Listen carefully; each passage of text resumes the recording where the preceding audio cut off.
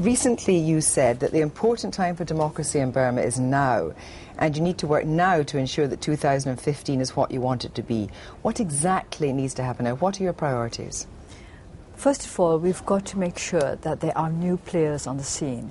This is all about inclusiveness. Democracy is about inclusiveness. Previously, when there was a military dictatorship, only those who were connected to the military dictatorship were allowed to take part in the government of the country and the political process. Even in the economic scene, it was they who were dominant. So we need new players coming in. What about the constitutional reform? Because, of course, at first for the NLD, they argued that it was undemocratic to have 25% of the seats in Parliament for the army. Presumably that is one of your earliest priorities, to change the constitution. Well, quite recently, the Commander-in-Chief of the Army, or perhaps it was the Defence Minister said at a conference in Singapore that the military had no intention of hanging on to the 25% forever, and that when the time was right, they would decrease their part in their role in Parliament. So that was not bad to begin with, and this after we had said that we wanted amendments to the Constitution. Though they can still impose martial law at will, Of course they can. This is why the whole Constitution needs to be amended. Also, of course, you were a different kind of political prisoner. I mean, you weren't actually in prison. But according to the NLD, although there have been releases under this government, the NLD reckons there's up to 600 political prisoners. I mean, how quickly can you get them out? According to our list, there are about 271 left. The others have been released. So we have been in touch with the Ministry of Home Affairs to find out what is happening about those other prisoners. And I hear that there is a move to release more prisoners quite soon. Have you talked to Thein Sein about that? No, not in recent days. In fact, I've been in Europe. I wouldn't have been able to talk to him. You also said in your Nobel speech that absolute peace in our world is an unattainable goal. Do you think peace in Burma is unattainable? Absolute peace is unattainable anywhere. But absolute peace means both internal and external peace. This is what I mean by absolute peace. But we can have peace in our country. We can achieve political peace, if you like, national peace. But absolute peace, each one will have to be worked out for himself or herself. But in terms of absolute peace, I mean, your father wanted autonomy in internal administration for a number of Burma's troubled hotspots. Is that plan dead, do you think?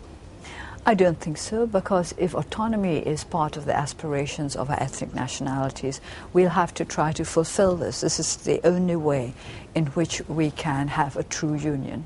Do you think, though, that in a country of more than 100 ethnic groups, that it can be a coherent state, or that Burma itself will have to break up before there's peace?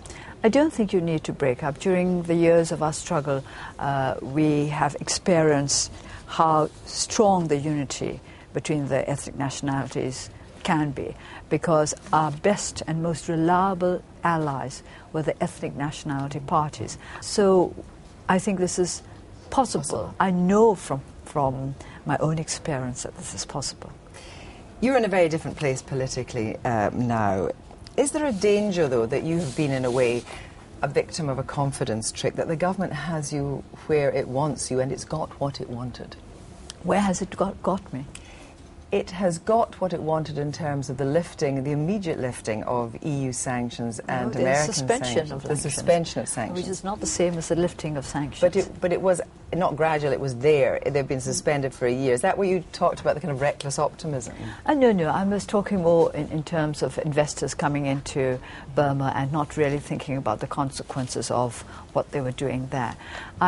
I'm not against the suspension of sanctions because for a couple of reasons. One is that for too long the government has blamed sanctions for the mess the economy was in, and now they'll have to prove that without sanctions they can really do something for the economy.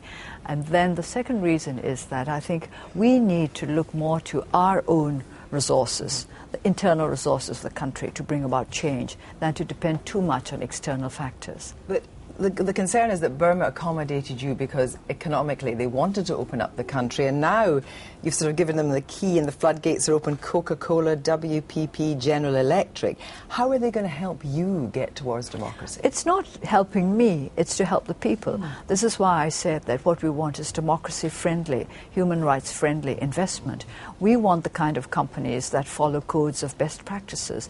And if they are not such companies, and if they are doing business with cronies and those who will use their new economic powers to consolidate the grip of the government, then I think we'll have to expose them. And I think we're in a position to do that in this world. But what power do you actually have now? What leverage do you have with this government?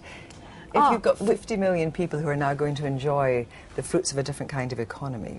Who is saying that they're going to enjoy the fruits of a different kind of economy? This is exactly what I'm saying. If the new investment empowers the people, well and good, then they will take care of getting democracy for themselves. But if the new investments simply help to make this government, which is actually the heir of the previous military regime, stronger, then that's not what they want, and that's not what the people want either. No, but I mean, Coca-Cola, I mean, are they really going to hold back? I mean, they're after their shareholders, aren't they? If they don't hold back, then we can reach across to Coca-Cola customers all over the world. You remember what happened to Pepsi Cola. It is not because of anything that was done in Burma, but because of the threat of the students of American universities to boycott Pepsi that made them draw out. So we have now this access to the world as we have not had before. And with this access, we can watch what the new investors are up to.